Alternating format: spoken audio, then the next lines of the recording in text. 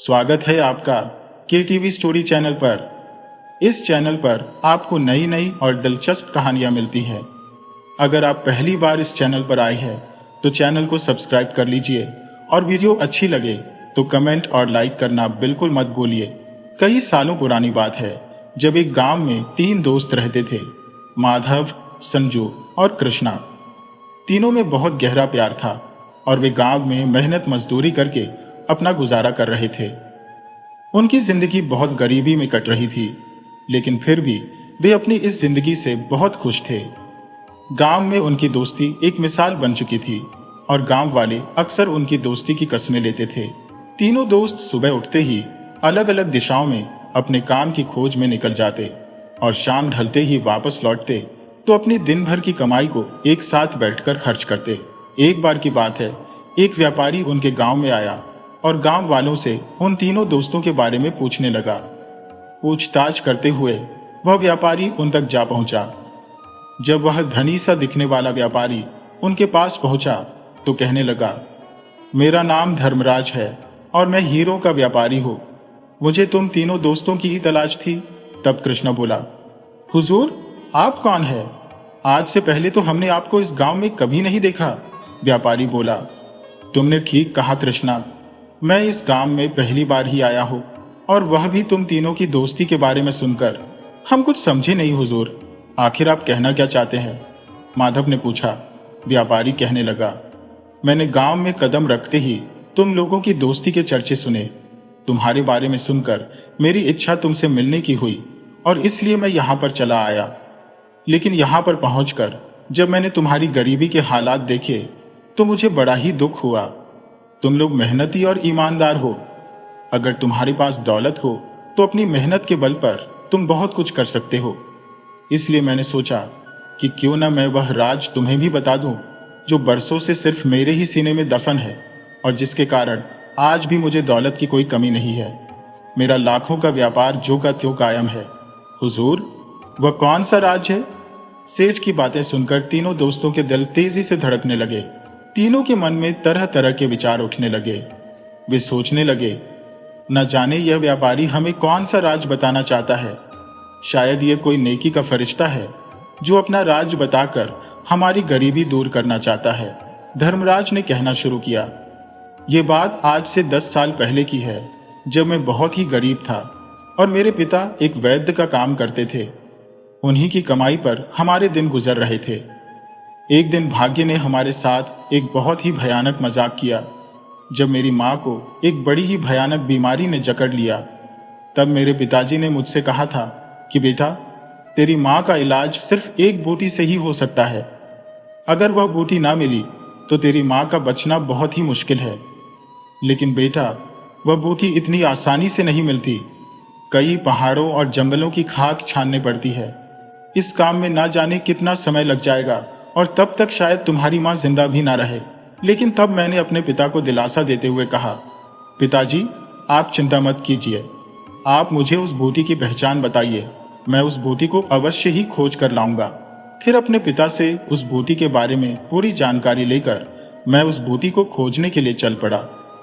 कई दिनों तक भटका, कई खतरों का सामना किया, लेकिन मुझे वो बूटी नहीं मिली जिससे मेरी मां की जान बच सके। 2 महीने के बाद जब मैं थका हारा अपने घर वापस लौटा, लेकिन जब मैं अपने घर पर पहुंचा तो मुझे एक बहुत ही बुरी खबर मिली। मेरे पड़ोसियों से मुझे पता चला कि मेरे माँ बाप दोनों की मृत्यु हो चुकी थी। उन्होंने मुझे यह बताया कि मेरी माँ, जो कि बहुत ही बीमार थी, उसकी बीमारी एक छूत के रोग में बदल चुकी थी और वही बीमारी मेरे पिताजी को भी लग गई, जिसके कारण दोनों की मृत्यु हो गई। और फिर गांव वालों ने ही उनका अंतिम संस्कार कर दिया था।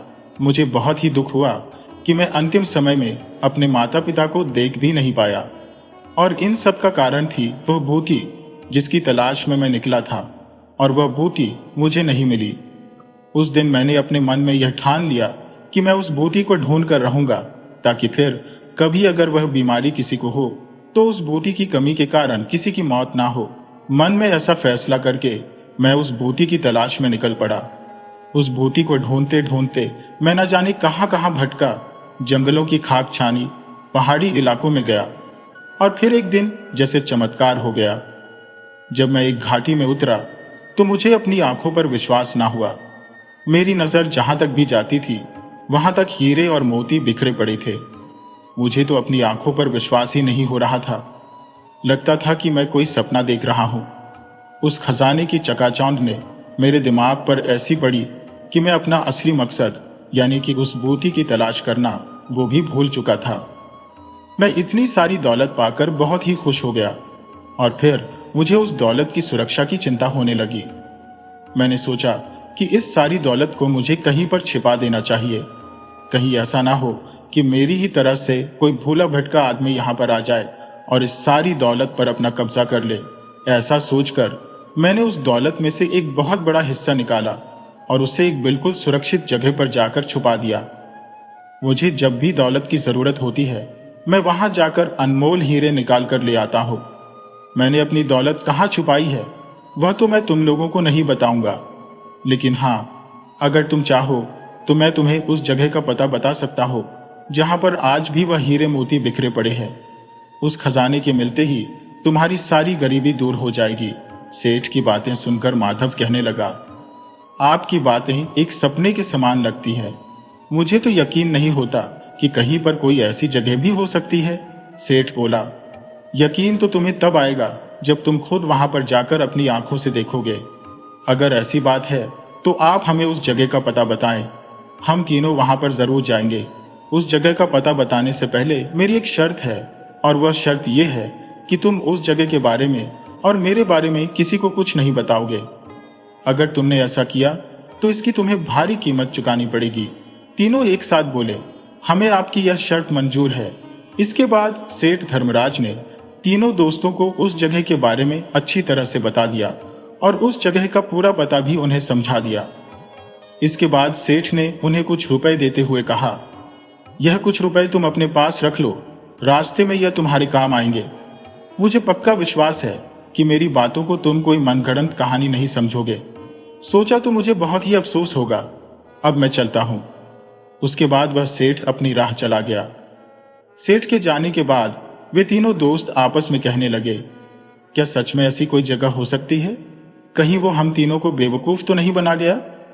कृष्णा बोला, मुझे तो सेठ की बातों में किसी तरह का कोई छल कपट नहीं लगा। हम तीनों को एक बार जरूर वहां पर जाना चाहिए। इस तरह से वह तीनों दोस्त उस जगह पर जाने के लिए राजी हो गए और फिर तीनों ने अपना कुछ सामान इकट्ठा किया और अपने सफर पर निकल गए। सफर काफी लंबा था, इसलिए वे तीनों जहां पर भी उन्हें जगह मिलती वहां पर आराम भी कर लेते थे। इस तरह उन तीनों को चलते चलते अब 4 दिन बीत चुके थे और फिर एक दिन जब वे रास्ते से गुजर रहे थे तो संजू ने कहा, मुझे बहुत ही प्यास लग रही है। मेरा तो गला सूखा जा रहा है। मुझे पानी लाकर दो वरना मेरी जान निकल जाएगी। ये कहते हुए संजू तड़पने लगा। उसकी ऐसी हालत देखकर माधव ने कहा, कृष्णा, जाओ जल्दी से कहीं से पानी ढूंढ कर लाओ। यह सुनकर कृष्णा एक बर्तन लेकर पानी की तलाश में निकल गया। जैसे ही कृष्णा वहां से पानी की खोज में गया तभी संजू फुर्ती से खड़ा हो गया। यह देखकर माधव ने हैरानी से कहा, यह क्या, तुम तो भले चंगे हो, फिर यह प्यास का नाटक तुमने क्यों रचा था? संजू ने कहा, अरे मूर्ख, तुम इतना भी नहीं समझते कि मैंने यह नाटक कृष्णा को यहां से हटाने के लिए किया था ताकि मैं अकेले में तुमसे एक जरूरी बात कर सकूं। ऐसी कौन सी बात थी जो कृष्णा के सामने नहीं की जा सकती थी?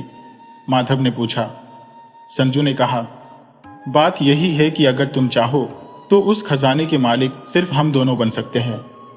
माधव बोला, क्या मतलब? कृष्णा का उसमें कोई हक नहीं होगा?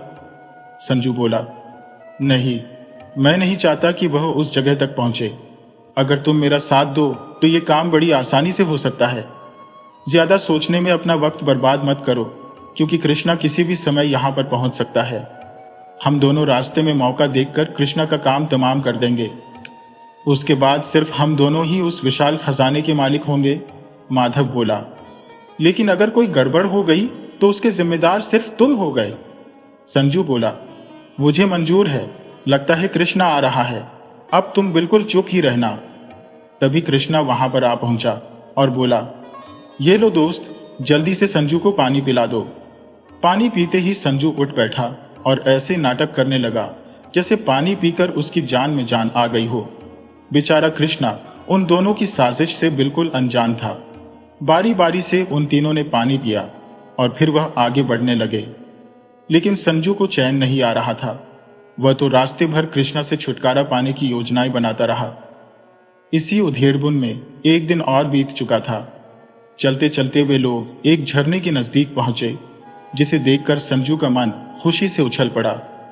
वह सोचने लगा, अगर कृष्णा को इस झरने के ऊपर से धक्का दे दिया जाए तो इसकी मौत निश्चित हो जाएगी। हाँ, यही मौका है। उसने अपने बाकी दोनों दोस्तों से कहा, तुम दोनों यहीं पर रुको, मैं जरा इस पहाड़ी पर चढ़कर आगे का रास्ता देख कर आता हूं। यह कहते हुए संजू ऊपर पहाड़ी पर चढ़ गया। वहां पहुंचकर वह खुश होने का नाटक करने लगा और अपने दोस्तों से बोला, अरे दोस्तों, यहाँ का नज़ारा तो बहुत ही अद्भुत है। कुदरत का ऐसा नज़ारा मैंने अपनी पूरी जिंदगी में नहीं देखा। तुम लोग भी जल्दी से ऊपर आ जाओ, देखो क्या नज़ारा है। उसकी बातें सुनकर बाकी दोनों दोस्त भी उस पहाड़ी पर ऊपर चढ़ आए। वे भी वहां से कुदरत के इस हसीन नज़ारे को देख रहे थे। जब वे तीनों दोस्त कुदरत के इस नज़ारे को देख रहे थे, तभी संजू कृष्णा के पीछे गया और उसने कृष्णा को झरने में धक्का दे दिया। झरने में गिरते ही कुछ ही पलों में कृष्णा आंखों से ओझल हो गया। अपनी योजना के पूरे हो जाने पर संजू जोर जोर से हंसने लगा।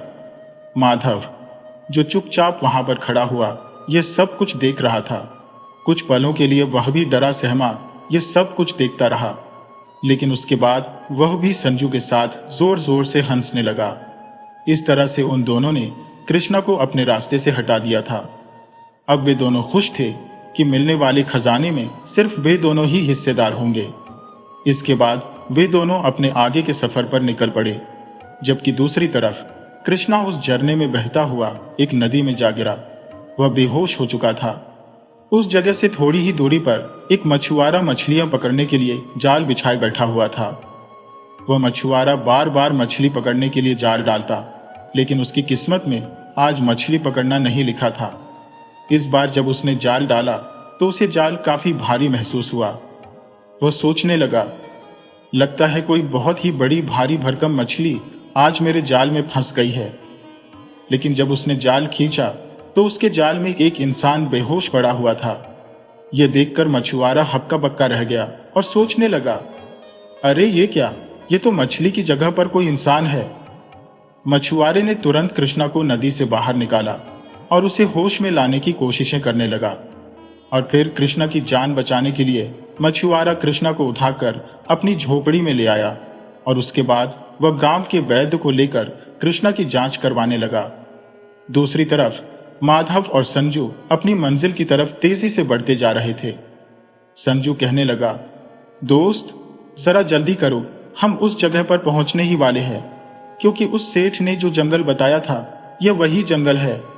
इस जंगल के खत्म होते ही वह घाटी हमारे सामने होगी जहां पर खजाना रखा हुआ है। कुछ देर तक और चलने के बाद संजू कहने लगा, दोस्त मुझे लगता है कि हमें यहाँ पर थोड़ी देर रुककर आराम कर लेना चाहिए, ताकि हमारी थकावट दूर हो जाए और हम अच्छी तरह से खजाने को समेट सके। इसके बाद संजू ने तुरंत पेड़ से कुछ फल तोड़े और फिर वे दोनों फल खाने लगे। थकावट होने के कारण माधव को जल्दी ही नींद आ गई और वह गहरी नींद में चला गया, जबकि संजू न जाने किस सोच में डूबा हुआ था। अचानक ही वह अपने दिमाग में एक साजिश रचने लगा। वह सोचने लगा, क्यों ना माधव को भी अपने रास्ते से हटाकर इस पूरे खजाने का इकलौता मालिक मैं ही बन जाऊं। उसके दिमाग में लालच बैठ गया था। वह सोचने लगा, माधव को मैं यहीं पर इसी पेड़ से बांध देता हूं। रात के समय जंगली जानवर इसको खा जाएंगे और मुझे दुआएं ही देंगे। मौका पाकर संजू ने गहरी नींद में सोए हुए माधव को उस पेड़ के साथ कसकर बांध दिया। लेकिन जैसे ही संजू वहां से जाने लगा, तभी माधव की नींद खुल गई और वह कहने लगा, अरे संजू, तुम मुझे यहां पर बांधकर कहां जा रहे हो? रुक जाओ संजू, मुझे यहां अकेला छोड़कर मत जाओ। लेकिन संजू पर उसकी बातों का कोई असर ना हुआ। वह नहीं रुका और वहां से चला गया। अब माधव सोचने लगा, यह दगाबाज संजू तो मुझे धोखा दे गया। अब ना जाने मेरा क्या होगा। परंतु होनी को शायद कुछ और ही मंजूर था। कुछ ही देर बाद उसे वहां से एक आदमी जाता हुआ दिखाई दिया।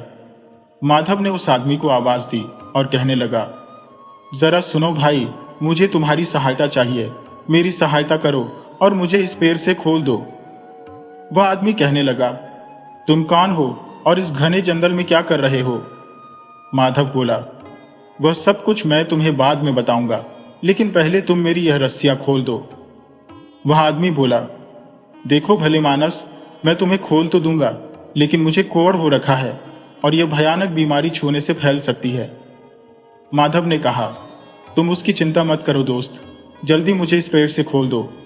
माधव की बात मानकर उस आदमी ने माधव की रस्सियां खोल दी, परंतु जैसे ही माधव की रस्सियां खुली, वह तुरंत उस आदमी को फटकारते हुए बोला, अरे अरे, मेरे ज्यादा नजदीक मत आओ, मुझसे दूर रहो, वरना तुम्हारा यह रोग मुझे भी हो जाएगा।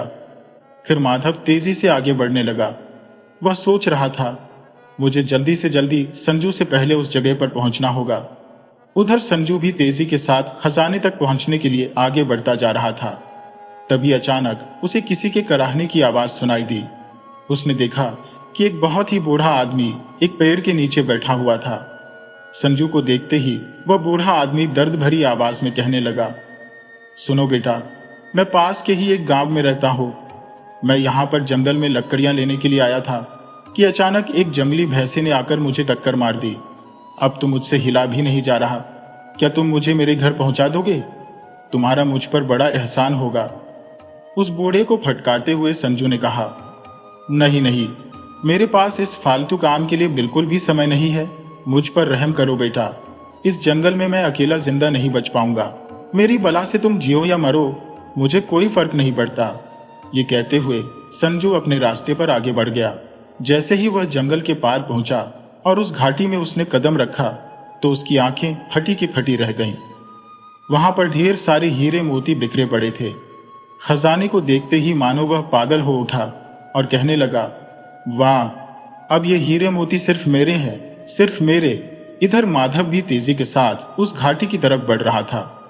तभी उसे भी वह बूढ़ा आदमी मिला और कहने लगा, बेटा, मेरी सहायता करो, मेरा घर पास के ही गांव में है। मुझे मेरे घर तक पहुंचा दो, वरना मैं इसी जंगल में मर जाऊंगा। माधव बोला, अभी तो मुझे सांस लेने की भी फुर्सत नहीं है और तुम कहते हो कि मैं तुम्हें तुम्हारे घर पहुंचा दूं। चल बूढ़े, अपना रास्ता देख और मेरा रास्ता छोड़ दे। ये कहते हुए माधव आगे बढ़ गया। अब वह भी उस घाटी में पहुंच चुका था जहां पर खजाना रखा हुआ था। संजू ने रास्ते में से ही एक डंडा उठा लिया और कहने लगा, अब वह धोखेबाज संजू मेरे हाथों से नहीं बचेगा। इस डंडे से मैं उसका सिर फोड़ दूंगा और उसको वहीं पर दफन कर दूंगा। अपने मन में यह फैसला करने के बाद वह घाटी में उतर गया। नीचे उतरते ही उसे सामने संजू दिखाई दिया, जो बड़े बड़े थैलों में हीरे और मोतियों को भर रहा था। यह देखकर माधव सोचने लगा, उस सेठ ने गलत नहीं कहा था, लेकिन पहले मैं इस संजू को सबक सिखा दूं। वह चिल्लाया, ठहरो संजू, खजाने को तुम हाथ भी नहीं लगा सकते। माधव को जिंदा देखकर संजू हैरान रह गया और कहने लगा, तुम अभी तक जिंदा हो? माधव बोला, तूने तो मुझे मारने के लिए कोई कसर नहीं छोड़ी थी, लेकिन अब मैं तुझे जिंदा नहीं छोड़ूंगा। इसके बाद वह दोनों दोस्त एक दूसरे की जान के दुश्मन बन गए और उन दोनों में भयंकर हाथापाई होने लगी। तभी अचानक वहां पर कुछ नकाबपोश आदमी आए और उन नकाबपोश लोगों ने दोनों दोस्तों को काबू कर लिया। इससे पहले कि वह दोनों कुछ समझ पाते, नकाबपोश आदमियों ने उन दोनों को रस्सियों से जकड़ दिया और वहां से ले गए। दूसरी तरफ कृष्णा, जो कि उस मछुआरे के घर में बेहोश था, वैद्य के उपचार के कारण उसे 2 दिन के बाद होश आ चुका था। उसने मछुआरे को धन्यवाद किया और कहा, दोस्त, तुमने मेरी जान बचाई, इसके लिए मैं सारी जिंदगी तुम्हारा एहसानमंद रहूंगा। लेकिन अभी मुझे अपने आगे के सफर पर निकलना है। और फिर उस मछुआरे से विदा लेकर कृष्णा भी उस घाटी की तरफ चल दिया। जब कृष्णा भी उस जंगल में पहुंचा तो उसे भी अचानक एक दर्द भरी आवाज सुनाई दी। वह आवाज सुनकर कृष्णा रुक गया और सोचने लगा, यह आवाज किसकी है? लगता है कि कोई मुसीबत में है। तभी उसकी नजर एक आदमी पर पड़ी, जो कि एक कुष्ठ रोगी था। कृष्णा ने उससे पूछा, अरे भाई, तुम्हें क्या कष्ट है? वह आदमी कहने लगा, भाई, तुम मुझसे दूर रहो, मुझे छूना मत। वरना ये भयानक रोग तुम्हें भी लग सकता है। कृष्णा बोला, भाई, इंसानियत के नाते मैं ऐसा नहीं कर सकता। ठहरो, मैं तुम्हारे जख्मों को साफ करके इन पर पट्टी बांध देता हूं, ताकि तुम्हें इस तकलीफ से थोड़ी राहत मिल सके।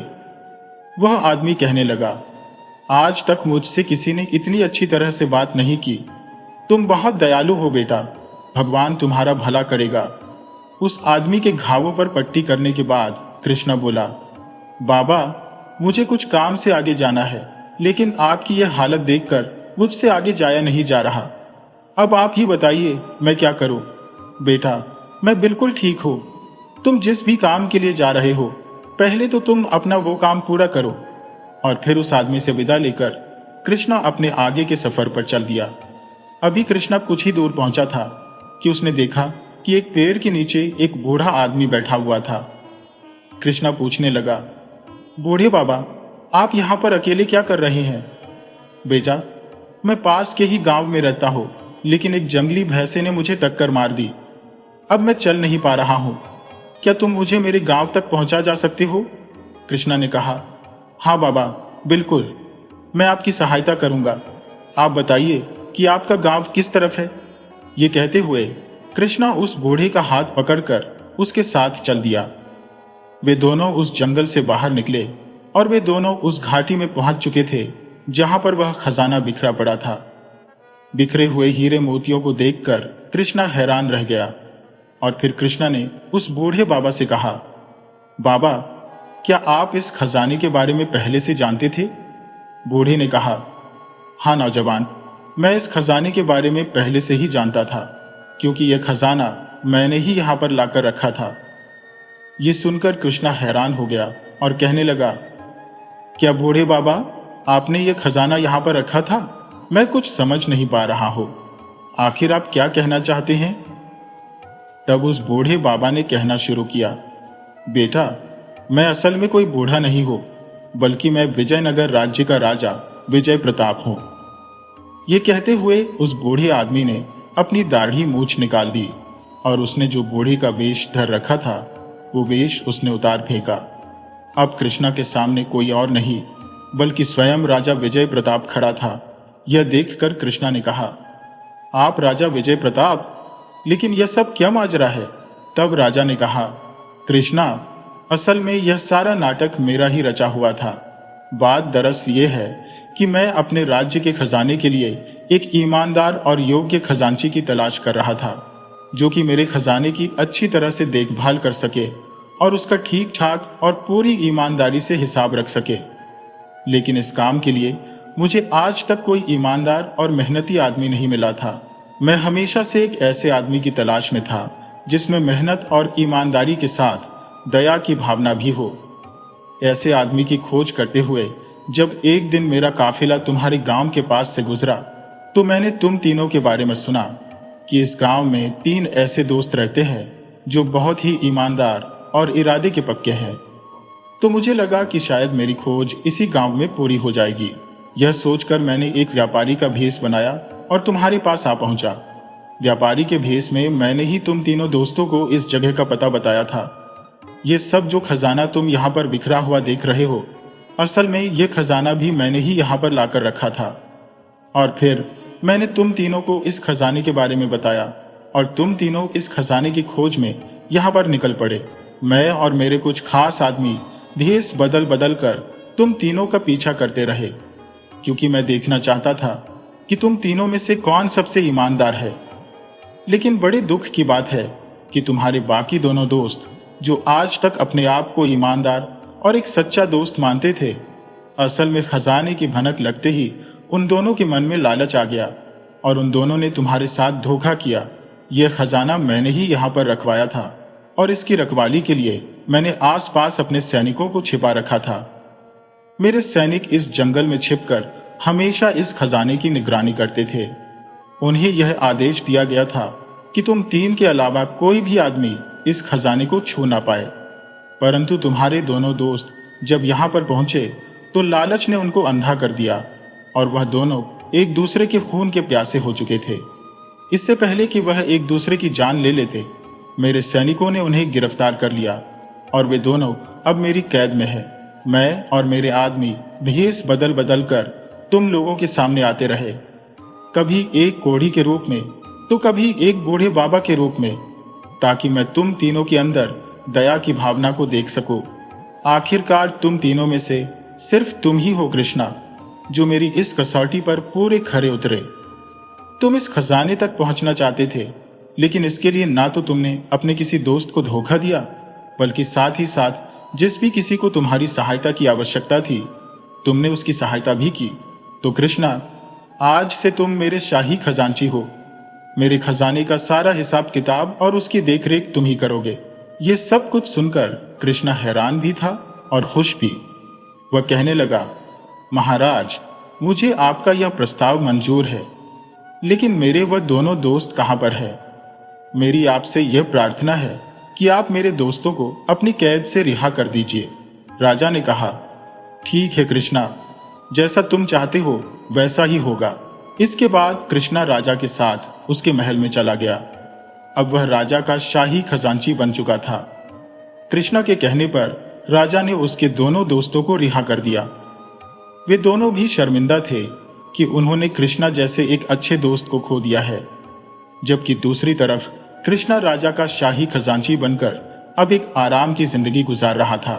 तो दोस्तों, मुझे पूरी उम्मीद है कि आपको यह कहानी बहुत ही पसंद आई होगी। इसी तरह की कहानियां देखने के लिए आप चैनल को सब्सक्राइब कर लीजिए। वीडियो को लाइक करना बिल्कुल मत भूलिएगा और साथ ही अपने अच्छे कमेंट भी कीजिएगा। कमेंट बॉक्स में अपना नाम और अपने शहर का नाम भी जरूर लिखिए। तो मिलते हैं आपसे किसी अगली कहानी में।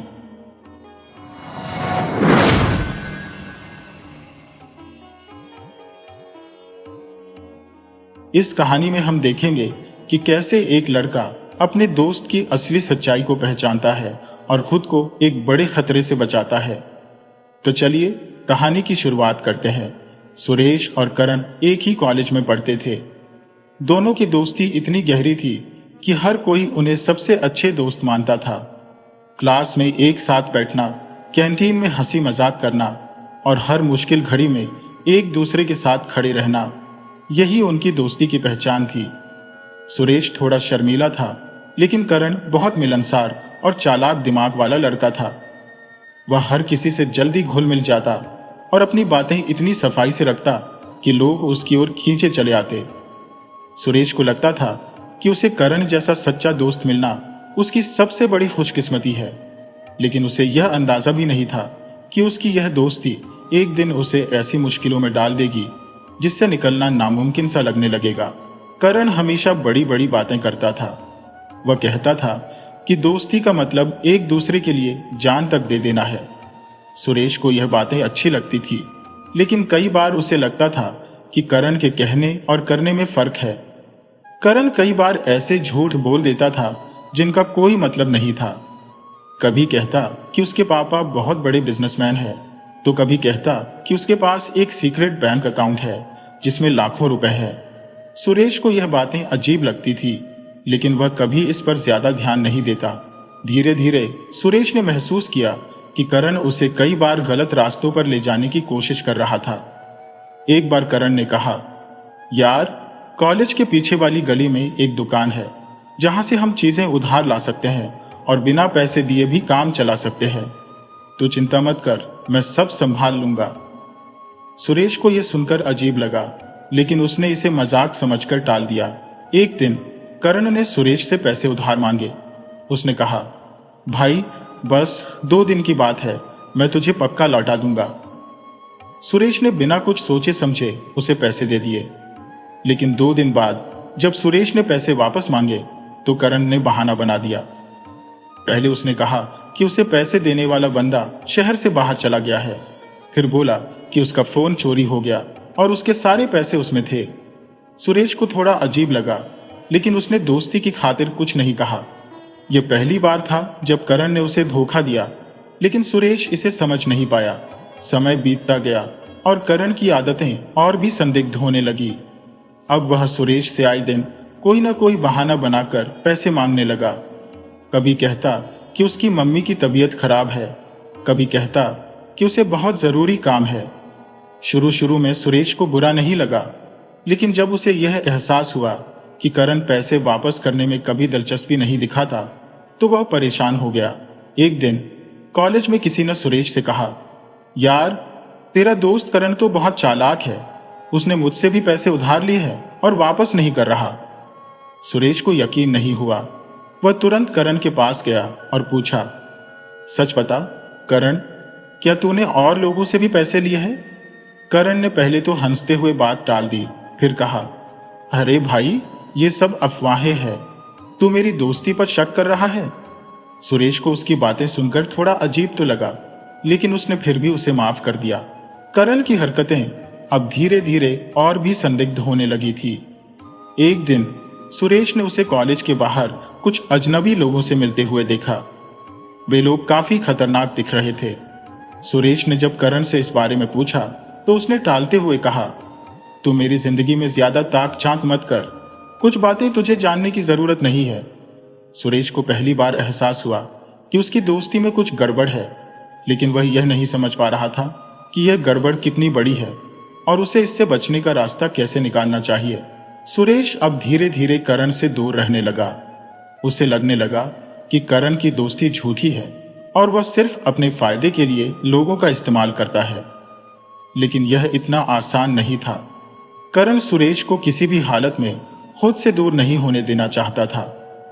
वह बार बार सुरेश से दोस्ती निभाने की बातें करता और उसे गिल्ट फील कराता कि वह अपनी दोस्ती के साथ न्याय नहीं कर रहा।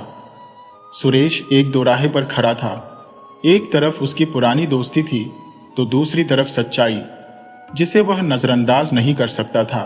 फिर एक दिन ऐसा हुआ जिसने सुरेश की पूरी दुनिया हिला दी। वह कॉलेज से निकलकर अपने घर जा रहा था जब उसने देखा कि करण सड़क के किनारे किसी से जोर जोर से बात कर रहा था। वह छिपकर उनकी बातें सुनने लगा। करण कह रहा था, काम हो जाएगा, बस थोड़ा वक्त दो, मेरा दोस्त बहुत भोला है, वह हमारी मदद जरूर करेगा। सुरेश के पैरों तले जमीन खिसक गई। उसे समझ में आ गया कि करण सिर्फ उसका इस्तेमाल कर रहा था, लेकिन वह यह नहीं समझ पाया कि आखिर यह काम क्या था जिसके बारे में करण बात कर रहा था। सुरेश अब पूरी तरह से चौकन्ना हो गया था। उसे यकीन हो गया कि करण कोई बड़ी साजिश रच रहा है और उसे इसका हिस्सा बनाना चाहता है। उसके मन में हजारों सवाल घूम रहे थे, लेकिन जवाब कोई नहीं था। उसने तय किया कि अब वह करण पर पूरी तरह से नजर रखेगा और उसकी असली सच्चाई सामने लाकर रहेगा। सुरेश को अब पूरी तरह यकीन हो गया था कि करण सिर्फ उसे अपने फायदे के लिए इस्तेमाल कर रहा है, लेकिन असली सवाल यह था कि करण आखिर क्या चाहता था। वह कौन से काम की बात कर रहा था जिसके लिए उसे सुरेश की जरूरत थी। सुरेश मन ही मन तय कर चुका था कि अब वह अपनी आंखें बंद नहीं रखेगा। उसे हर हाल में सच्चाई का पता लगाना था, लेकिन वह सीधे करण से कुछ भी नहीं पूछ सकता था, क्योंकि अगर करण को जरा भी शक हो गया कि सुरेश उस पर नजर रख रहा है तो वह और भी चालाकी से अपनी असली मंशा छुपा सकता था। अगले दिन कॉलेज में सुरेश ने करण से पहले की तरह सामान्य व्यवहार किया। उसने कोशिश की कि उसकी आंखों में किसी भी तरह का संदेह ना झलके। करण ने भी हमेशा की तरह हंसी मजाक किया, मानो कुछ हुआ ही ना हो। लेकिन सुरेश अब उसकी हर हरकत पर ध्यान देने लगा। उसने गौर किया कि करण का फोन हर वक्त बजता रहता था और वह बार बार किनारे जाकर किसी से फुसफुसाता था। जब सुरेश ने एक बार मजाक में पूछा, यार, कौन है वह सीक्रेट कॉलर, कहीं कोई गर्लफ्रेंड तो नहीं बना ली? करण हंस पड़ा और बोला, अरे यार, ऐसा कुछ नहीं, कुछ खास लोग हैं जिनसे कुछ जरूरी बातें करनी होती है। तू चिंता मत कर, तुझे भी सही वक्त पर सब बता दूंगा। सुरेश का शक और गहरा हो गया। उसे लग रहा था कि करण किसी बड़ी मुसीबत में फंसा हुआ है या फिर वह खुद ही कोई गलत काम कर रहा है। उसे इस राज का पर्दाफाश करना ही था। कुछ दिनों बाद करण ने सुरेश से कहा, भाई, एक छोटा सा काम है, तुझे बस मेरे लिए एक जगह जाना है और एक पैकेट लाकर देना है। मैं खुद जाता, लेकिन कुछ जरूरी काम में फंसा हुआ हूं। सुरेश को लगा कि अब असली खेल शुरू हो रहा है। उसने खुद को शांत रखते हुए पूछा, क्या है उस पैकेट में? करण ने तुरंत जवाब दिया, तुझे बस पैकेट लेना और मुझे दे देना है। ज्यादा सवाल मत कर, दोस्ती पर भरोसा कर। सुरेश ने सिर हिलाया, लेकिन उसके मन में तूफान मचा हुआ था। उसे समझ में आ गया कि करण उसे किसी गड़बड़ काम में फंसा रहा है, लेकिन वह बिना किसी सबूत के कुछ नहीं कर सकता था। उसने तय किया कि वह इस पैकेट के राज को खोलेगा। अगले दिन करण ने उसे एक पते पर भेजा। वह जगह कॉलेज से ज्यादा दूर नहीं थी, लेकिन कुछ सुनसान गलियों से होकर गुजरना पड़ता था। जब सुरेश वहां पहुंचा तो उसे एक आदमी पहले से इंतजार करता दिखा। वह लंबे बालों वाला, काले कपड़े पहने एक अजीब सा आदमी था। उसने सुरेश को देखा और बिना कुछ कहे उसे एक छोटा सा पैकेट थमा दिया। सुरेश ने उसे हाथ में लिया और महसूस किया कि यह कोई साधारण चीज नहीं थी। वह आदमी बिना कुछ बोले तुरंत चला गया। सुरेश ने पैकेट को ध्यान से देखा। वह काफी अच्छे से लपेटा गया था, जिससे कुछ भी साफ साफ पता नहीं चल रहा था। उसके मन में आया कि यही खोलकर देख ले, लेकिन फिर उसे डर लगा कि कहीं कोई देख ना ले। उसने तय किया कि घर जाकर इस रात से पर्दा उठाएगा।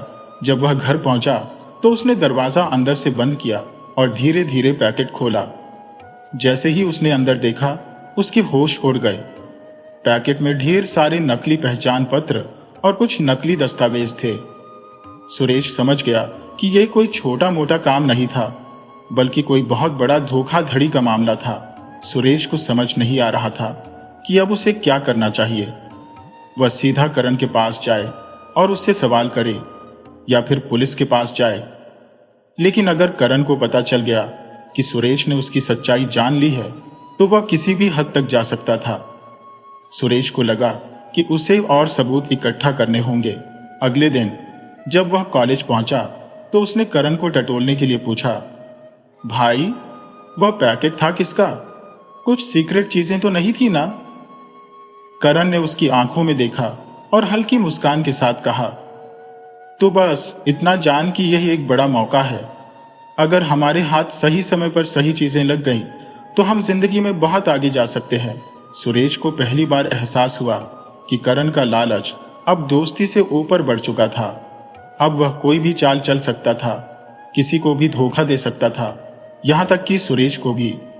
सुरेश ने तय कर लिया कि अब वह इस खेल में और नहीं फंसेगा।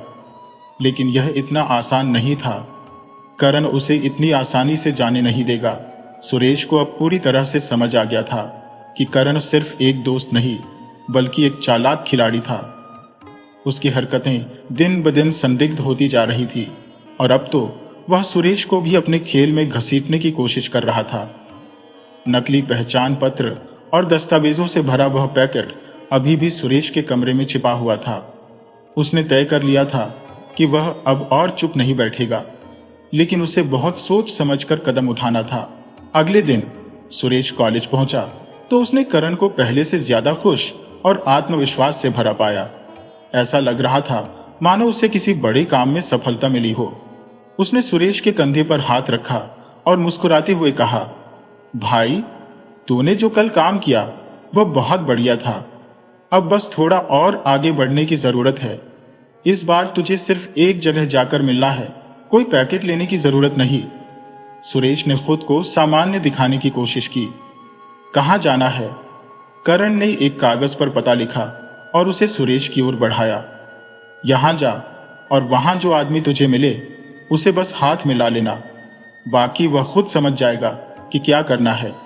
सुरेश के दिमाग में सैकड़ों सवाल घूम रहे थे। यह सब क्या हो रहा था? आखिर करण किस गहरे खेल में पड़ा हुआ था?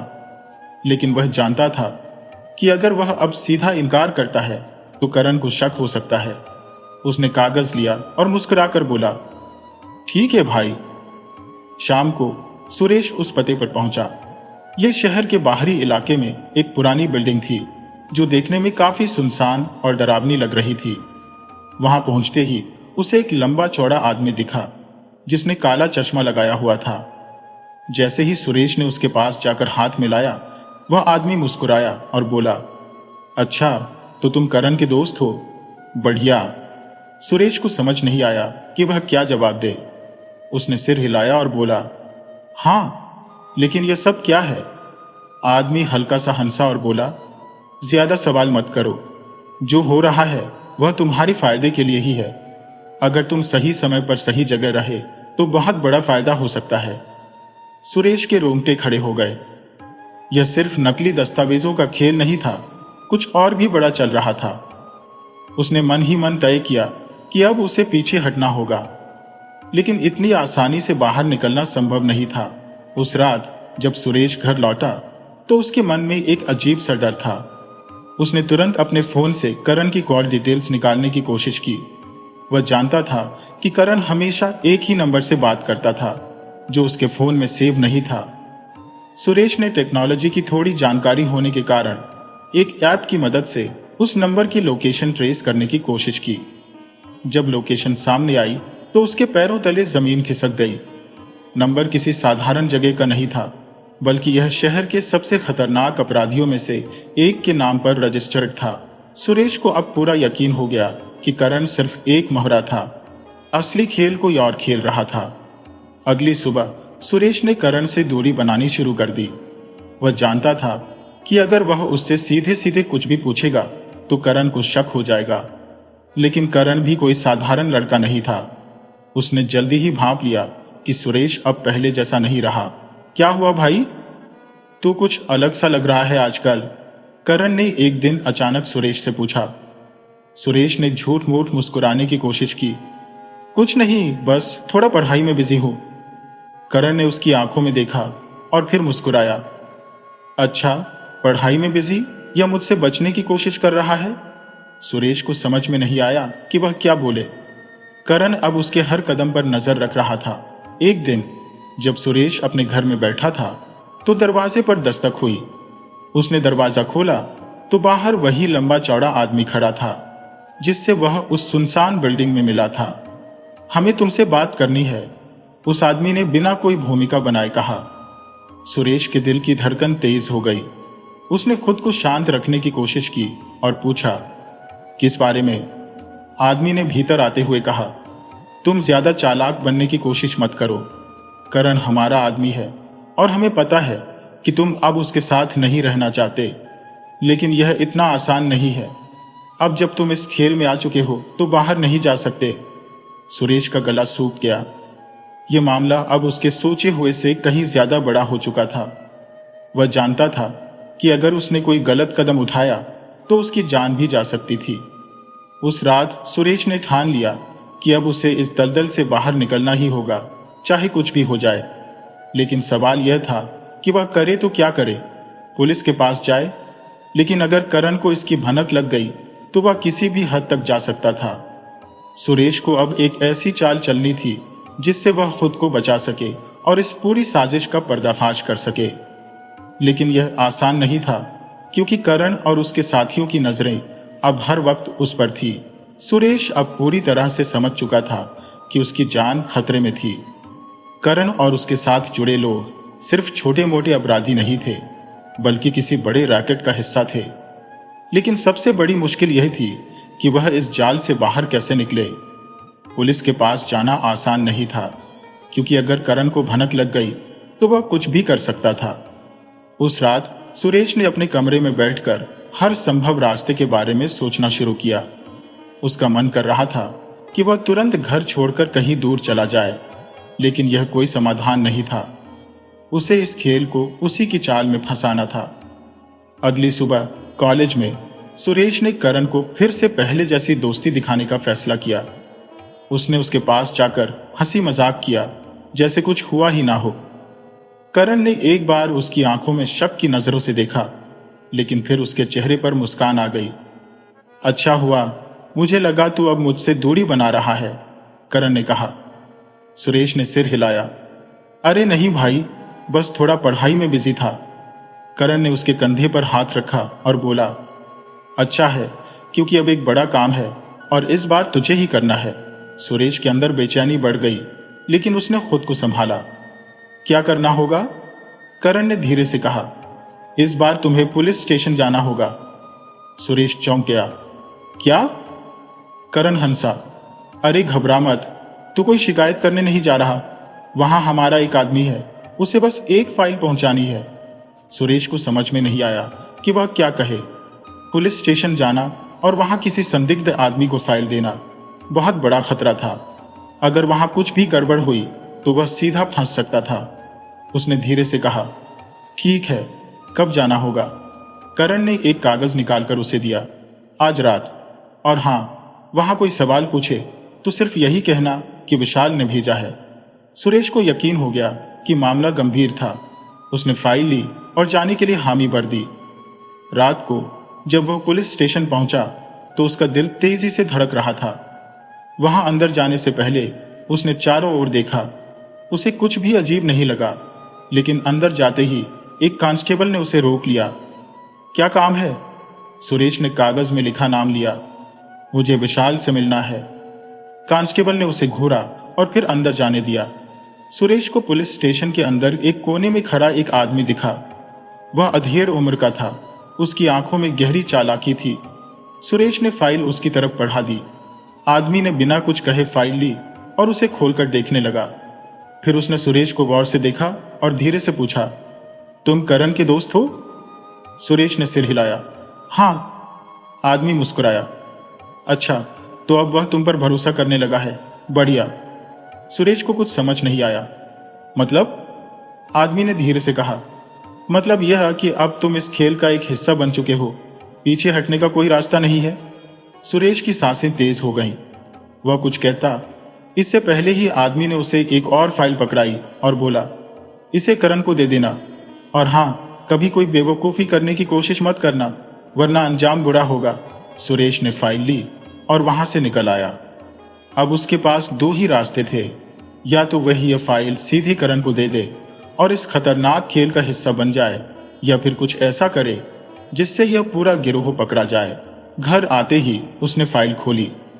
अंदर कई सारे दस्तावेज थे जो किसी सरकारी घोटाले से जुड़े थे। अब वह समझ चुका था कि करण सिर्फ एक मोहरा था। असली खेल पुलिस, अपराधियों और कुछ बड़े रसूखदार लोगों के बीच खेला जा रहा था। सुरेश ने तय किया कि अब उसे सीधा वार करना होगा। उसने अपने पुराने दोस्त रोहित से संपर्क किया, जो पत्रकार था। मुझे तुम्हारी मदद चाहिए, सुरेश ने उसे फोन पर कहा। रोहित ने पूछा, क्या हुआ?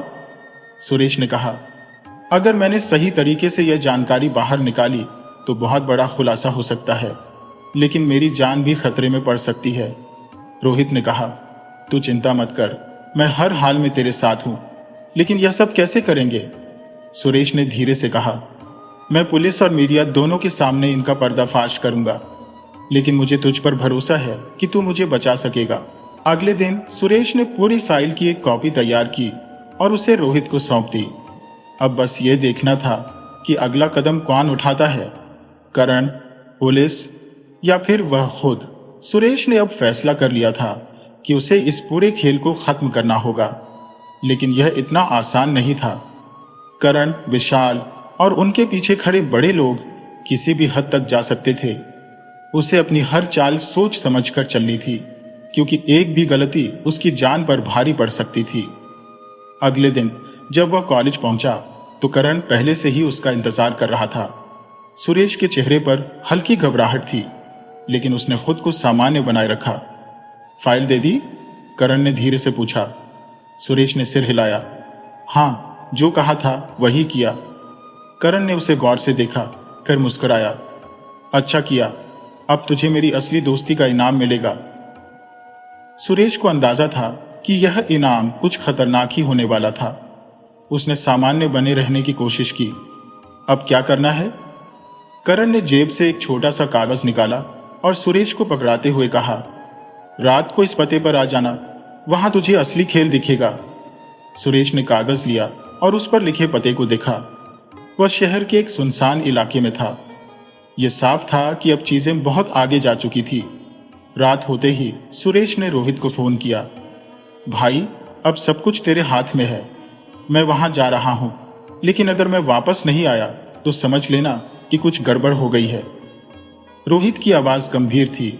तू पागल हो गया है क्या? पुलिस को पहले से खबर देनी चाहिए, सुरेश ने कहा। अगर मैंने अभी पुलिस को खबर दी तो वे सतर्क हो जाएंगे। हमें उनके सारे सबूत इकट्ठे करने हैं। बस तू मेरी लोकेशन ट्रैक करता रहना। सुरेश ने फोन काटा और उस पते की ओर निकल पड़ा। जब वह वहां पहुंचा तो एक पुरानी सुनसान बिल्डिंग के अंदर हल्की रोशनी जल रही थी। सुरेश ने अंदर कदम रखा तो देखा कि करण, विशाल और कुछ और लोग पहले से वहां मौजूद थे। विशाल के चेहरे पर हल्की मुस्कान थी, लेकिन उसकी आंखों में गहरी चालाकी थी। आ गया तो? विशाल ने कहा। सुरेश ने सिर हिलाया। हाँ, लेकिन यह सब क्या है? करण ने सुरेश के कंधे पर हाथ रखा। आज तुझे असली दुनिया से मिलवाने लाए हैं। अब तक तुझे जो काम सौंपे गए थे वे छोटे थे, लेकिन अब तुझे एक बड़ा काम करना है। सुरेश ने नकली उत्सुकता जताई। कैसा काम? विशाल ने एक बैग सुरेश की ओर बढ़ाया। इसे लेकर जाना है और सही जगह पहुंचाना है।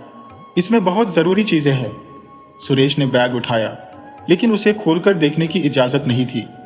उसकी सांसें तेज हो गईं। उसने सोचा कि अब उसे कोई रास्ता निकालना होगा। और अगर कोई पकड़े तो? सुरेश ने धीरे से पूछा। विशाल मुस्कुराया। तो तुझे पता है क्या कहना है? हम तुझे बचा लेंगे, लेकिन अगर गड़बड़ की तो हम तुझे भी नहीं छोड़ेंगे। सुरेश समझ गया कि अब मामला बहुत खतरनाक हो चुका था। उसने बैग उठाया और वहां से निकल पड़ा। बाहर निकलते ही उसने धीरे से फोन निकाला और रोहित को मैसेज किया। अब पुलिस को बुला ले, मेरे पास सबूत है। कुछ ही देर में पुलिस की गाड़ियां वहां पहुंचने लगी। विशाल और उसके लोग कुछ समझ पाते इससे पहले ही उन्हें चारों तरफ से घेर लिया गया। करण ने गुस्से से सुरेश की तरफ देखा। तूने हमें धोखा दिया। सुरेश ने गहरी सांस ली। नहीं, असली धोखेबाज तू था। दोस्ती का मतलब नहीं समझा तूने। पुलिस ने सभी को गिरफ्तार कर लिया। विशाल, करण और उनके बाकी साथियों को कड़ी सजा मिली। सुरेश को अपने डर से लड़ना पड़ा, लेकिन अंत में उसने जीत हासिल की। अब वह जान चुका था कि झूठे दोस्त सिर्फ नुकसान ही देते हैं। असली दोस्त वही होते हैं जो सही समय पर साथ खड़े रहे। इस कहानी से हमें यह सीख मिलती है कि झूठे दोस्तों की पहचान करना बेहद जरूरी है। कभी कभी जो लोग हमारे सबसे करीब होते हैं वे ही हमारे सबसे बड़े धोखेबाज निकलते हैं। असली दोस्ती का मतलब सिर्फ साथ रहना नहीं होता, बल्कि एक दूसरे का सही मार्गदर्शन करना भी होता है। सुरेश ने करण को अपना सच्चा दोस्त माना, लेकिन करण ने अपनी स्वार्थी चालों से उसकी जिंदगी खतरे में डाल दी। इस घटना ने यह साबित कर दिया कि गलत संगत और झूठे दोस्तों से दूरी बनाना ही समझदारी है। इसके अलावा यह कहानी हमें यह भी सिखाती है कि साहस और बुद्धिमानी से किसी भी मुश्किल का हल निकाला जा सकता है। अगर सुरेश ने हिम्मत हार दी होती तो शायद वह भी करण और विशाल के जाल में फंस जाता, लेकिन उसने अपनी सूझबूझ से न सिर्फ खुद को बचाया, बल्कि गलत काम करने वालों को भी उनके अंजाम तक पहुंचाया। इसलिए हमेशा सतर्क रहे, सही और गलत का फर्क समझे और सच्चे दोस्तों को ही अपनी जिंदगी में जगह दें। तो दोस्तों, इस कहानी से हमें यह शिक्षा मिलती है कि दोस्ती का चुनाव बहुत सोच समझकर करना चाहिए। झूठे दोस्तों से बचकर रहना चाहिए, क्योंकि वे हमें गलत रास्ते पर ले जा सकते हैं। और जब भी कोई मुश्किल आए तो हिम्मत और समझदारी से उसका सामना करना चाहिए। आशा है आपको यह कहानी पसंद आई होगी। अगर आपको यह कहानी अच्छी लगी तो कृपया इसे अपने दोस्तों के साथ शेयर करें।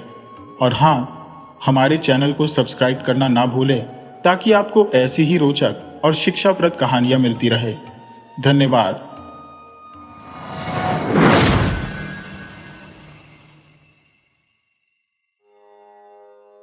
बहुत पुरानी बात है। एक व्यापारी था जिसके एकमात्र पुत्र का नाम भूषण था। वह माता पिता का प्रिय था, क्योंकि वह इकलौता था और पिता उसकी हर इच्छा पूरी करता था।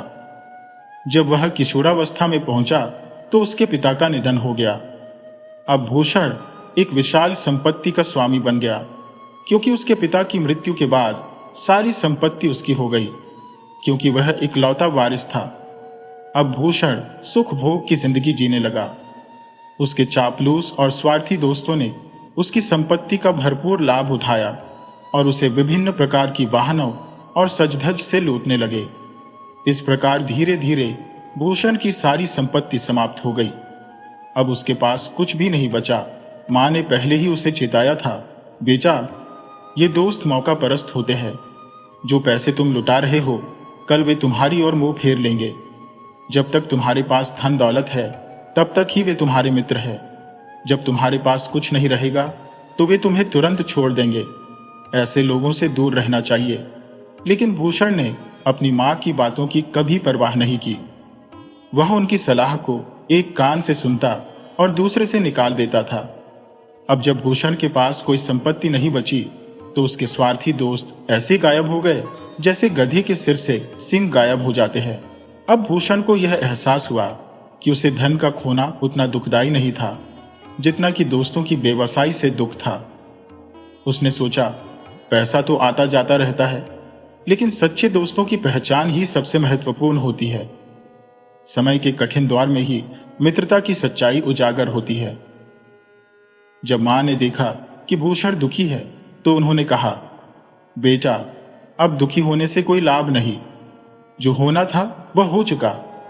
अगर तुमने मेरी बात मानी होती तो आज यह दिन देखने को नहीं मिलता। लेकिन तुमने मेरी सलाह नहीं मानी, इसीलिए यह स्थिति आई है।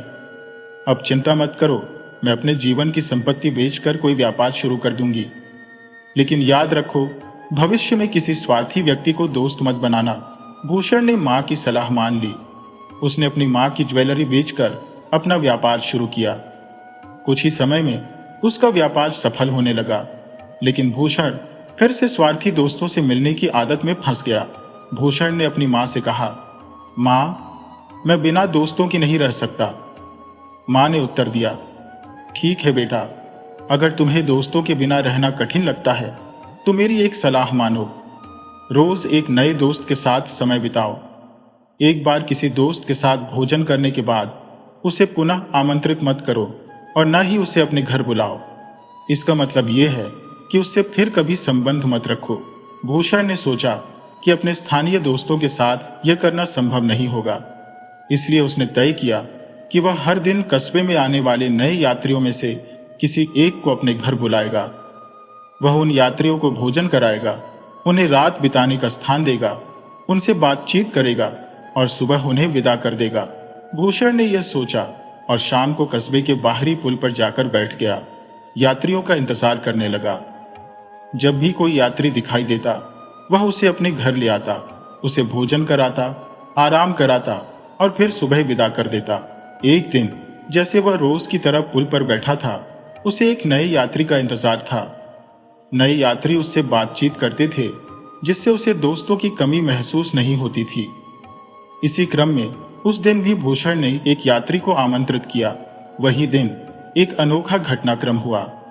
उस राज्य का राजा तेल के सौदागर के भेष में अपनी एक नौकर के साथ पुल पर आया।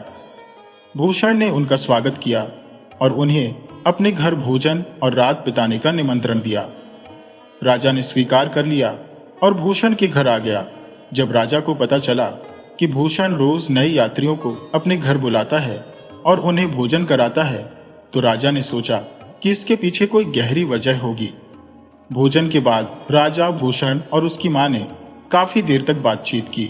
राजा ने भूषण की हालातों के बारे में जानना चाहा। भूषण ने अपनी मां की सलाह और धोखेबाज दोस्तों की पूरी कहानी राजा को सुनाई। राजा ने कहा, ऐसे दोस्तों से मैं भी कभी बात नहीं करूंगा। रात काफी बीत चुकी थी। राजा ने भूषण से कहा, तुम भी आराम करो और हमें सुबह अपने काम पर निकलना है। लेकिन मैं चाहता हूं कि मैंने तुम्हारे लिए जो किया है उसका कुछ प्रतिफल दो। भूषण ने कहा, मुझे किसी चीज की आवश्यकता नहीं है।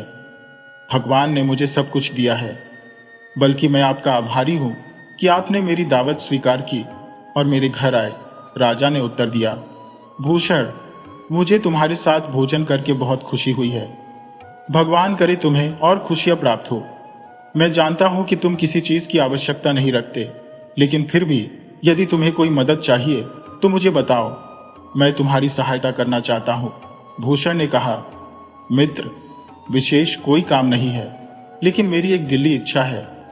यदि आप उसकी मदद कर सकें तो मैं आभारी रहूंगा। राजा, जो सौदागर के भेष में था, ने पूछा, क्या है तुम्हारी दिली इच्छा? भूषण ने कहा, हमारे यहाँ का प्रधान और उसके साथी बहुत बदतमीज है और सबको परेशान करते हैं। अगर भगवान मुझे एक दिन के लिए राजा बना दे तो मैं उन्हें ऐसी सजा दूंगा जो 7 पीढ़ियों तक याद रहे। राजा ने भूषण की बात सुनी और मुस्कान के साथ कहा, ईश्वर करें तुम्हारी इच्छा पूरी हो जाए। राजा ने मन ही मन ठान लिया कि किसी भी तरह वह भूषण को एक दिन का राजा बनाकर रहेगा। इस सोच के तहत राजा ने एक दूध के गिलास में बेहोशी की दवा मिलाकर उसे भूषण की नजरों से छुपाया। फिर राजा ने ढोंग करते हुए जम्हाई ली और दूध का गिलास लेकर भूषण को दे दिया। लो भाई भूषण, तुम्हारा दूध है। हमने अपना दूध पी लिया है। अब रात काफी हो चुकी है, चलो सोने चलते हैं। भूषण ने दूध पिया और तुरंत बेहोश हो गया। राजा ने अपने सेवक से कहा कि भूषण को उठाकर महल में जल्दी से पहुंचाया जाए, जहां सभी तैयारी पूरी हो चुकी थी। राजा ने महल जाकर अपने अन्य सेवकों को आदेश दिया कि भूषण के पुराने कपड़े उतारकर उसे राजसी वस्त्र पहनाए जाए और राजा के बिस्तर पर बिछाया जाए। राजा ने निर्देश दिया कि भूषण को एक दिन तक राजा समझकर सम्मान दिया जाए।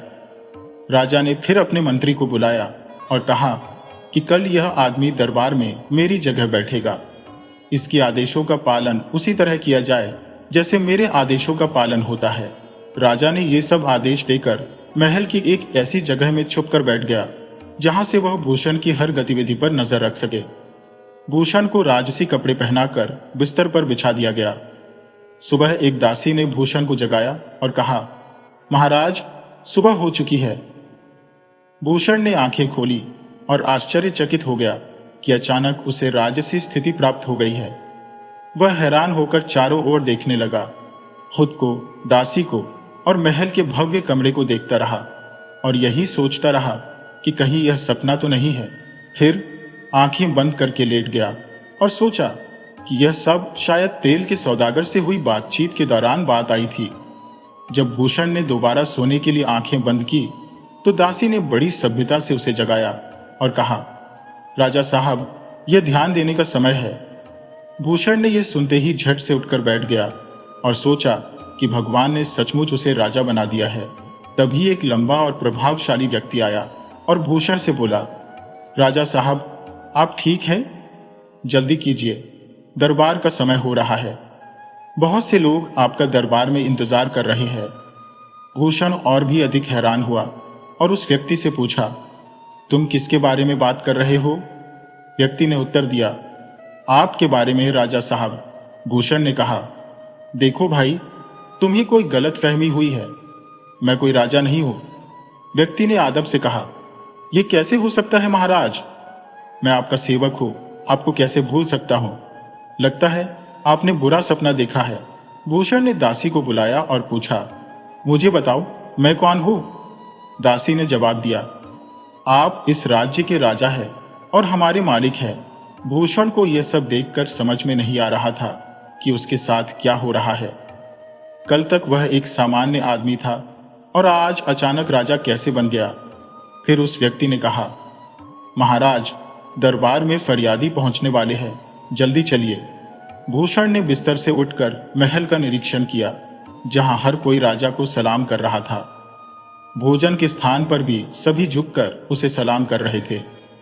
भूषण ने भी सभी को सलाम का जवाब देते हुए दरबार में प्रवेश किया और अपनी जगह पर बैठ गया। अब मंत्री ने दरबार में लोगों की शिकायतें पेश करना शुरू किया, लेकिन भूषण ने पहले मंत्री को आदेश दिया कि राजसी दारोगा को तुरंत हाजिर किया जाए। दारोगा जब उपस्थित हुआ तो भूषण ने अपने मोहल्ले का नाम लेते हुए कहा कि वहां के प्रधान और उसके सहयोगियों को सजा दी जाए, उन्हें शहर में घुमाकर उनकी जलील कर दी जाए और यह संदेश दिया जाए कि यह सजा उन लोगों के लिए है जो मोहल्ले वालों को परेशान करते हैं। भूषण की बातों का पालन किया गया। भूषण ने आदेश दिया कि उसी मोहल्ले में एक लड़का रोशन रहता है और उसकी मां भी वहीं निवास करती है।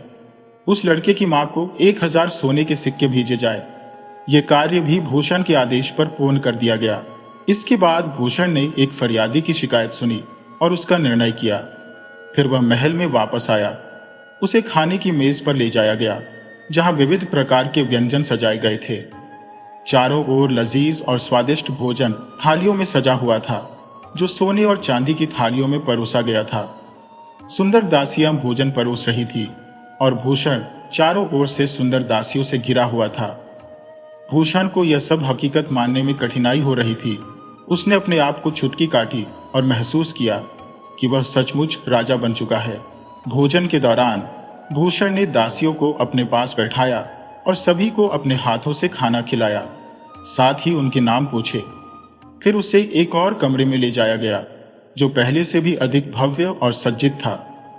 भूषण ने वहां बिछे तकिए को संभाला और कमरे में बज रहे संगीत और नृत्य का आनंद लिया।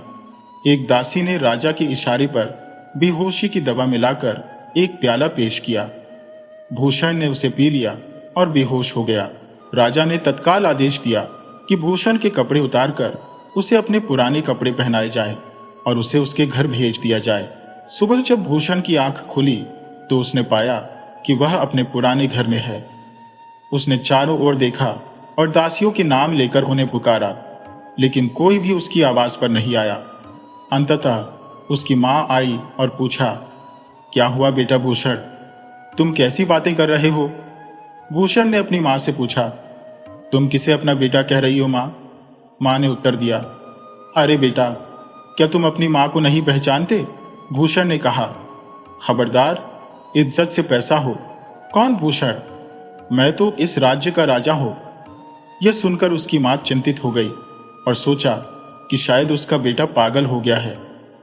उसने अपने बेटे को समझाने की कोशिश की कि होश में आओ, ऐसा ना हो कि किसी को तुम्हारी बातें सुनने को मिल जाए और हमारी मुश्किलें बढ़ जाए।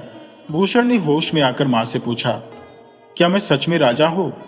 मां ने जवाब दिया, हाँ बेटा, तुम मेरे ही कुलभूषण हो और यह तुम्हारा घर है।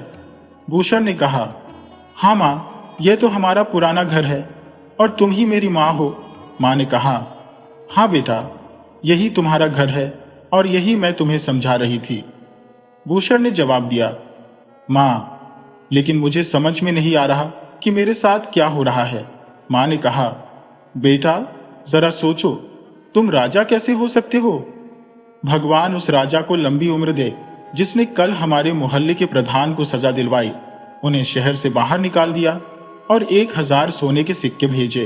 भूषण को अपने बेटे की बातें सुनकर क्रोध ने एक बार फिर उबाल मार दिया। उसने तीव्र स्वर में कहा, मेरे सामने सम्मान के साथ पेश आओ। मैंने दरोगा को आदेश दिया था कि उन निर्दयी लोगों को सजा दी जाए और तुम्हें 1000 सोने के सिक्के भेजे जाए। अपने बेटे की ये बातें सुनकर उसकी मां तरोना में डूब गई और रोते हुए उसने कहा, भगवान, मेरा बेटा तो पागल हो गया है। पड़ोसी भी उसकी चीख पुकार सुनकर वहां आ गए और शीघ्र ही यह समाचार पूरे नगर में फैल गया। जब यह खबर दरोगा तक पहुंची तो उसने भूषण को पागल मानकर उसे मानसिक अस्पताल भेज दिया। रास्ते में सिपाहियों ने भूषण की बेरहमी से पिटाई की, लेकिन वह बार बार अपने को राजा ही कहता रहा। जब वह स्वयं को देखता तो वह भूषण ही प्रतीत होता था। फिर भी मां की बातों ने उसे विश्वास दिला दिया कि वह सचमुच राजा है। इस प्रकार भूषण पागल खाने में 15 दिन बिता चुका था। एक दिन उसकी मां उससे मिलने गई और उसकी हालत देखकर रोने लगी। बेटा, अब भी तुम यही समझते हो कि तुम राजा हो?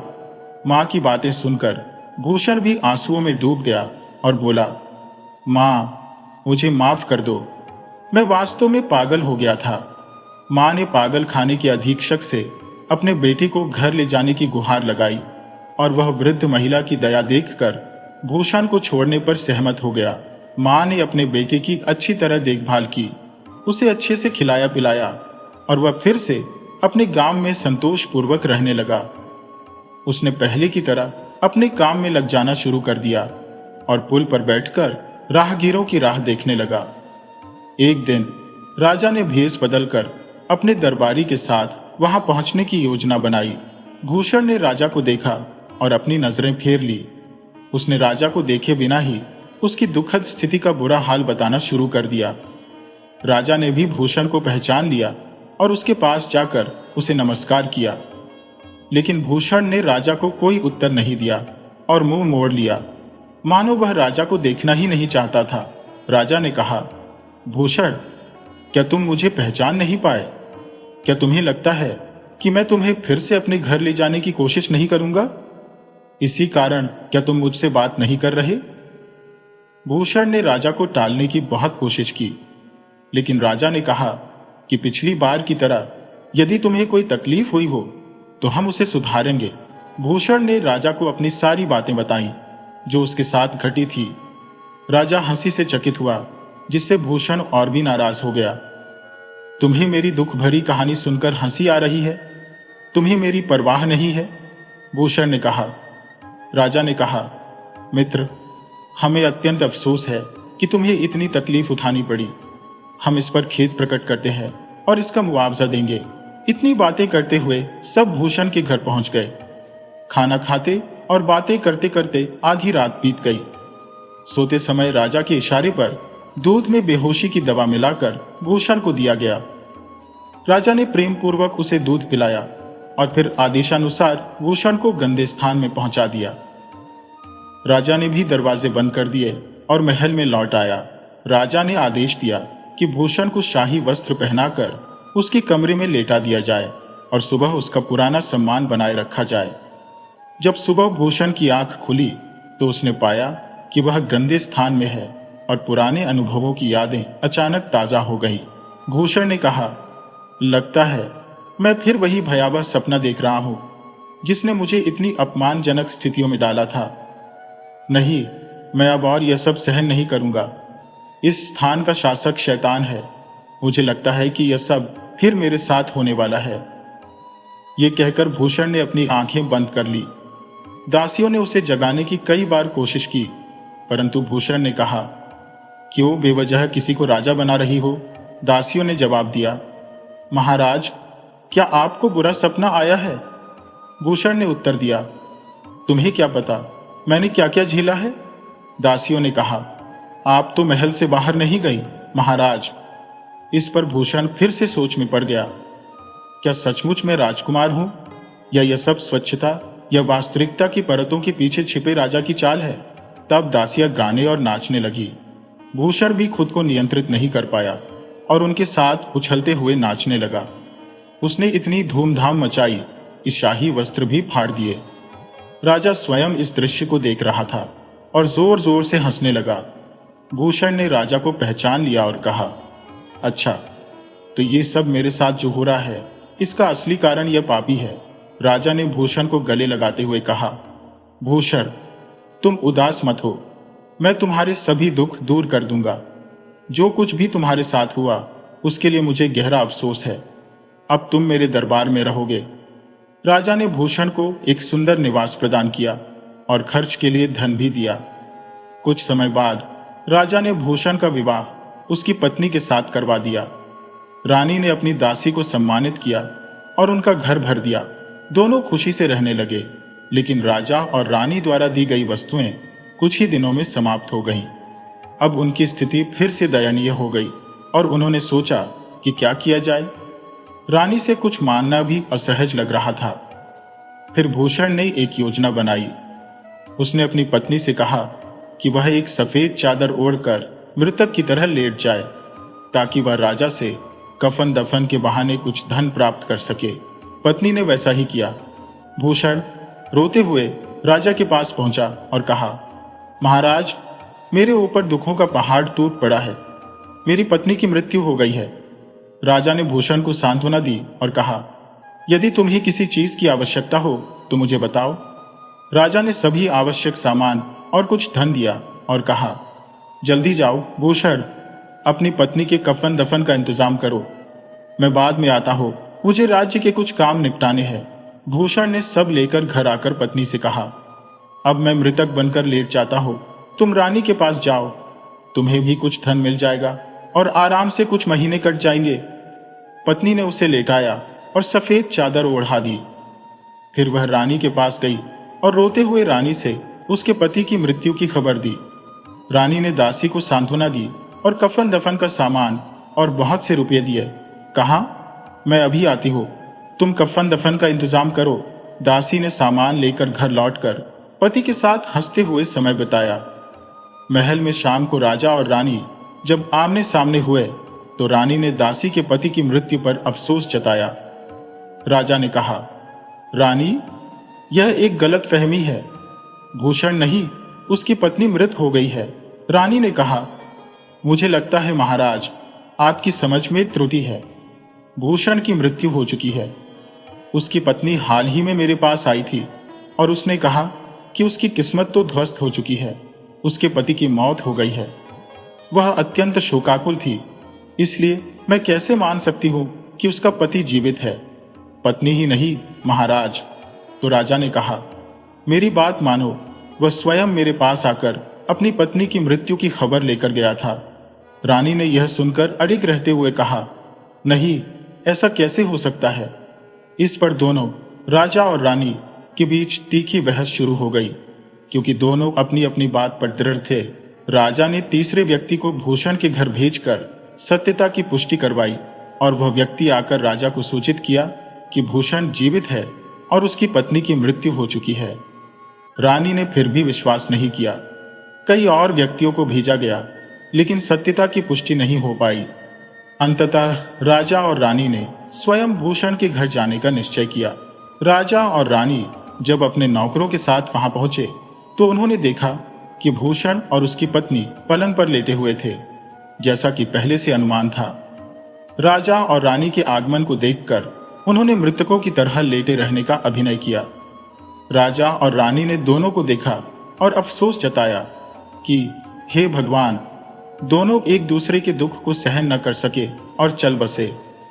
राजा ने कहा, यदि कोई मुझे बता दे कि इनमें पहले कौन मरा है तो मैं उसे इनाम स्वरूप 500 सोने के सिक्के दूंगा। भूषण ने राजा की बात सुनते ही तुरंत उठकर बैठ गया और राजा के चरणों में गिरकर कहा, पहले 500 सोने के सिक्के दिलवाइए, फिर मैं बताऊंगा कि पहले कौन मरा। यह दृश्य देख उसकी पत्नी ने भी चादर हटा दी और रानी के चरणों में गिरकर माफी मांगने लगी। इन हरकतों से सभी चकित रह गए और रानी तो भयभीत हो गई कि क्या मुर्दे जीवित हो जाते हैं। राजा ने भूषण से पूछा कि उसने ऐसा नाटक क्यों किया। भूषण ने हाथ जोड़ते हुए कहा, महाराज, हमारी तनभाली से परेशान होकर हमने यह सब रचा था ताकि आप हमारी सहायता करें। राजा, जो पहले से ही भूषण पर मेहरबान था, ने उसे और अधिक धन दिया और ऐसी हरकतें न करने का वचन लिया। दोस्तों, यदि आपको हमारी यह कहानी पसंद आई हो तो कृपया हमारे चैनल को सब्सक्राइब करें, वीडियो को लाइक करें और शेयर करें।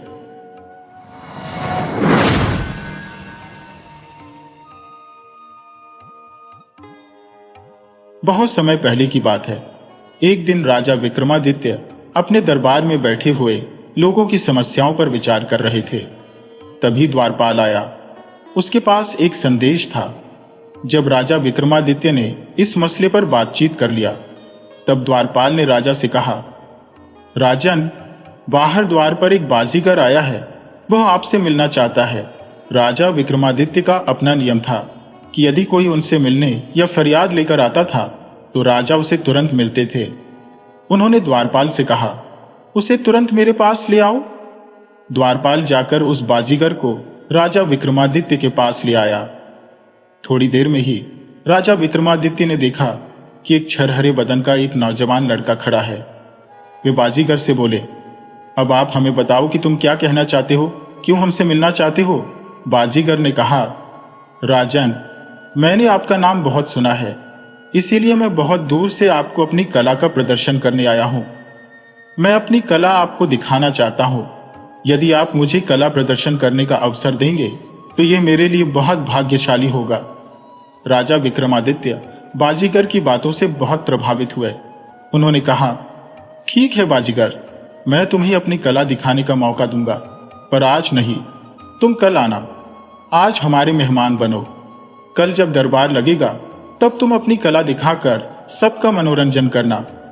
आज मेरे खास मंत्री और परिवार के लोग बाहर गए हुए हैं, इसलिए मैं नहीं चाहता कि कोई भी तुम्हारी कला देखने से चूक जाए। बाजीगर ने राजा को धन्यवाद दिया और कहा, हे राजन, मैं जीवन भर आपका आभारी रहूंगा। आप वास्तव में एक कला के पारखी और एक महान राजा है। आपके जैसे लोगों के कारण ही इस कला को विकसित होने का अवसर मिलता है और हम जैसे लोगों का जीवन धन्य हो जाता है। ठीक है राजन, मैं कल आपके दरबार में फिर उपस्थित हो जाऊंगा और अपनी कला प्रदर्शित करूंगा। फिर वह चला गया। राजा ने मंत्रियों को आदेश दिया कि उस बाजीगर का पूरा ख्याल रखा जाए। उसे किसी प्रकार की भी कोई तकलीफ नहीं होनी चाहिए। अगले दिन प्रातः दरबार में लगभग सभी कर्मचारी मौजूद थे। नगर वासियों के बैठने के लिए भी उचित व्यवस्था की गई थी। थोड़ी देर में बाजीगर आ गया। उसने एक हाथ में एक बड़ी सी झोली ले रखी थी। शायद उसमें उसने अपने सारे उपकरण रखे थे। उसके साथ एक बहुत ही खूबसूरत औरत थी। शायद वह उसकी पत्नी थी। विक्रमादित्य को बड़ा आश्चर्य हुआ यह देखकर कि बाजीगर की पत्नी इतनी सुंदर थी और उसका पहनावा भी किसी राजकुमारी से कम नहीं था। वह बिल्कुल राजकुमारियों की तरह सजी संवरी हुई थी और देखने में बहुत सुंदर लग रही थी। बाजीगर ने राजा के मन की बात को भांप लिया और वह कहने लगा, महाराज, क्या राजाओं को ही खूबसूरत औरत रखने का अधिकार होता है? मेरे जैसे कलाकार भी तो खूबसूरत औरत रख सकते हैं। उसकी बात से राजा विक्रमादित्य थोड़े से हतप्रभ हो गए और फिर मुस्कुराकर बोले, बिल्कुल, कलाकार हर व्यक्ति को समान अधिकार है। अब तुम अपनी कला का प्रदर्शन करो। बाजीगर ने आदेश मिलते ही अपनी झोली में से एक रस्सी निकाली। रस्सी का एक बड़ा सा गुच्छा निकाला। उसका एक छोर उसने अपने हाथ में पकड़ा और बाकी का गुच्छा हवा में उछाल दिया। गुच्छा हवा में जाकर गायब हो गया। वह कितना ऊपर तक गया, अंदाजा लगाना बड़ा मुश्किल था, क्योंकि वह दिखाई देना बंद हो गया था। बाजीगर ने राजा विक्रमादित्य से कहा, राजन, मैं यह रस्सी पकड़कर ऊपर जा रहा हूं, कृपया मेरी पत्नी का ध्यान रखना। फिर वह रस्सी पकड़कर ऊपर चढ़ने लगा। इतना ऊंचा चढ़ गया कि अब वह दिखाई देना बंद हो गया। सभी लोग उसकी वापसी की प्रतीक्षा करने लगे। पूरा दिन बीत गया, लेकिन वह वापस नहीं आया। उसकी पत्नी चिंतित हो उठी। राजा ने उसे समझाया कि वह चिंता न करे, उसका पति लौट आएगा, लेकिन वह नहीं मानी। रात भी आ गई और फिर बीत गई, लेकिन बाजीगर वापस नहीं आया। अगले दिन उसकी पत्नी ने राजा से विनती की कि उसके लिए एक चिता सजाई जाए।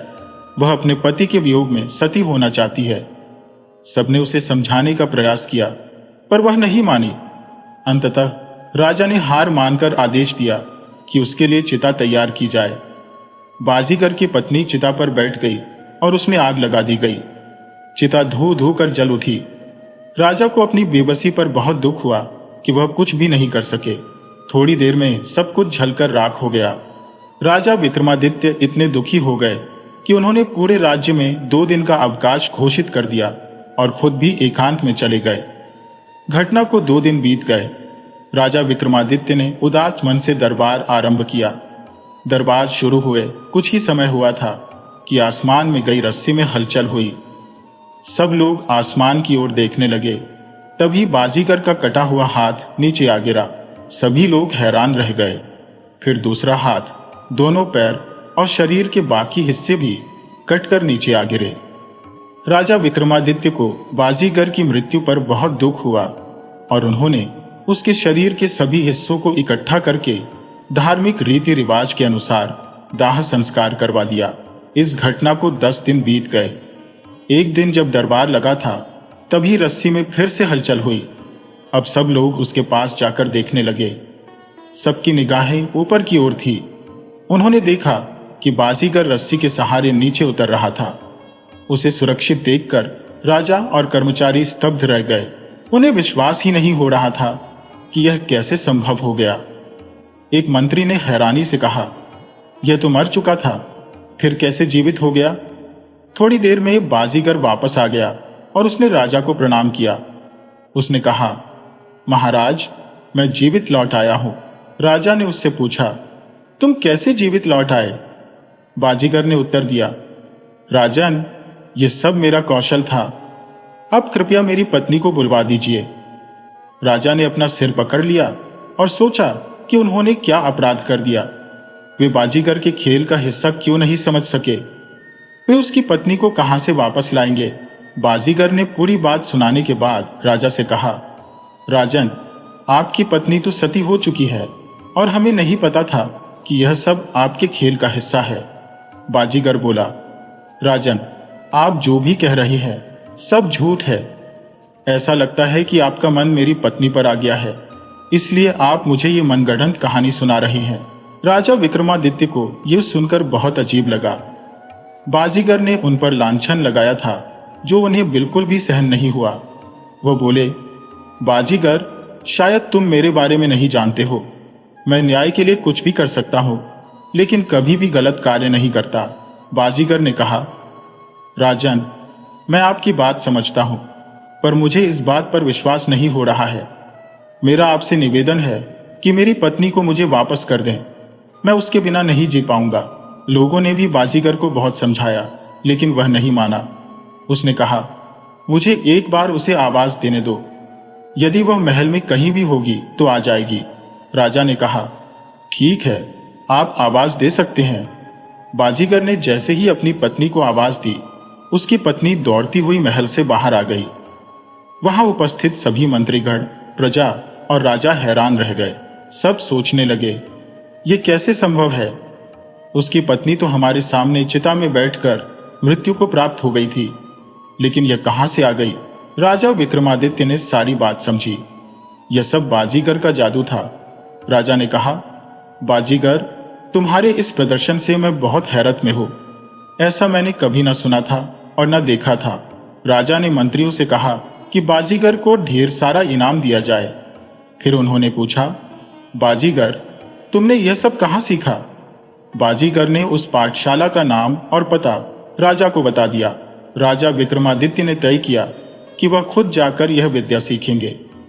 उन्होंने राज्य का भार मंत्रियों को सौंपकर विद्या सीखने का निश्चय किया। बाजीगर ने कहा, राजन, मेरा आपके साथ जाना बहुत जरूरी है। वहां आपकी देखभाल कौन करेगा? आपके दैनिक कार्य कौन करेगा? विक्रमादित्य ने सोचा कि उसे साथ ले जाने में कोई बुराई नहीं है। उन्होंने कहा, ठीक है, तुम मेरे साथ चल सकते हो। बाजीगर अपने घर जाकर तैयारी करने लगा। राजा ने अपनी रानी को सारी बात समझाई और कहा, रानी जी, मुझे वापस आने में 1 महीना या उससे ज्यादा समय लग सकता है, इसलिए मैं तुम्हें एक रहस्यमय शब्द बता रहा हूं। जब भी मैं लौट कर आऊं तो तुम मुझसे यह शब्द जरूर पूछना। रानी, यदि मैं यह नहीं बता पाऊं जो गुप्त शब्द मैं तुम्हें बता रहा हूं, तो समझ जाना कि मैं नहीं हूं, मेरा रूप धारण कर कोई और आया है। क्योंकि जो विद्या मैं सीखने जा रहा हूं उसमें माया जाल की असीमित संभावनाएं हैं, इसीलिए मैंने तुम्हें पहले ही सचेत कर दिया है। विक्रमादित्य की बात रानी ने समझ ली। अगले दिन सुबह होते ही राजा और उनका विश्वस्त सेवक विद्या सीखने के लिए निकल पड़े। जादू के विद्यालय में पहुंचकर राजा ने अपना परिचय एक साधारण व्यक्ति के रूप में दिया और जादू सीखने की प्रबल इच्छा व्यक्त की। वहां के शिक्षक ने विक्रम को जादू सिखाने के लिए हामी भर दी। शिक्षक ने कहा, आप कौन सी विद्या सीखना चाहेंगे? मेरे पास अनेक विद्याएं हैं और उनमें से किसी एक विद्या को सीखने में कम से कम 2 महीने का समय लगेगा। राजा विक्रमादित्य ने विचार किया कि कौन सी विद्या उनके लिए अधिक उपयोगी होगी। कुछ देर सोचने के बाद उन्होंने कहा, मैं केवल कायाकल्प की विद्या ही सीखना चाहता हूं। शिक्षक ने सहमति जताते हुए कहा, ठीक है, तुम्हारी शिक्षा कल से शुरू होगी। आज तुम आराम करो। शिक्षक ने राजा को रहने के लिए एक आवास दिखाया और कहा कि इस विद्या के लिए हर दिन 1 स्वर्ण मुद्रा देनी होगी। विक्रमादित्य ने सहमति व्यक्त की। अगले दिन से राजा विक्रमादित्य ने शिक्षा आरंभ कर दी। रोज तख्ती पर लिखकर उसे याद कर लेते थे। इस प्रकार दोनों शिक्षक और शिष्य ने विद्या में निपुणता प्राप्त की। शिक्षा पूर्ण होने के बाद दोनों ने अपने गुरु से विदा ली और घर लौटने के लिए निकल पड़े। रास्ते में उनके सेवक ने पूछा, महाराज, आपने विद्या तो सीख ली, पर उसका प्रयोग करके नहीं दिखाया। विक्रमादित्य बोले, विद्या का प्रयोग तभी किया जा सकता है जब कोई मृत जीव मिल जाए। कुछ देर बाद जंगल में एक मृत हाथी दिखाई पड़ा। राजा ने कहा, यह मृत हाथी हमारी विद्या के लिए उपयुक्त रहेगा। राजा ने अपने घोड़े को पेड़ के नीचे बांध दिया और अपने सेवक से कहा, तुम मेरे शरीर का ध्यान रखना, मैं इस मृत हाथी की काया में प्रवेश करूंगा। सेवक ने सहमति जताई। राजा ने अपने शरीर को छोड़ा और हाथी की काया में प्रवेश किया। हाथी जीवित होकर खड़ा हो गया। सेवक ने तुरंत राजा के शरीर में प्रवेश कर लिया और अपने पुराने शरीर को नष्ट कर दिया ताकि राजा उसका प्रयोग नहीं कर सके। विक्रमादित्य समझ गए कि उनके साथ धोखा हो गया है, पर वे तत्काल कुछ नहीं कर सकते थे। उन्होंने सोचा कि नाई उनके हाथी वाले शरीर को नुकसान न पहुंचा दे, इसलिए वे जंगल में भाग गए। नाई सीधा महल में पहुंचा और चूंकि उसने राजा का रूप धारण कर रखा था, सैनिकों और मंत्रियों ने उसे पहचाना नहीं। अब नाई ने राजा के रूप में अपने सैनिकों को आदेश दिया कि पास के जंगल में जितने भी हाथी हैं सभी को पकड़कर लाया जाए। अगले दिन कई हाथी पकड़कर लाए गए, जिनमें राजा विक्रम भी थे। नाई ने आदेश दिया कि इस हाथी को छोड़कर बाकी हाथियों को जंगल में छोड़ दिया जाए। हाथी को एक स्थान पर बांधकर नाई ने आदेश दिया कि इसके सामने कोई भी मरा हुआ जीव न आए, वरना उसे मृत्यु दंड दिया जाएगा। कई दिन बीत गए और कोई भी मृत जीव हाथी बने राजा के सामने नहीं आया। उधर विक्रम के शरीर में उपस्थित नाई रानी के पास गया। रानी ने उनका स्वागत किया और उनसे पहले हालचाल पूछा। फिर रानी ने पूछा, राजा साहब, आप जाते समय मुझे जो गोपनीय शब्द बताकर गए थे वह आपको याद है? विक्रम का रूप धारण किए नाई कुछ भी नहीं बता पाया, क्योंकि उसे पता ही नहीं था।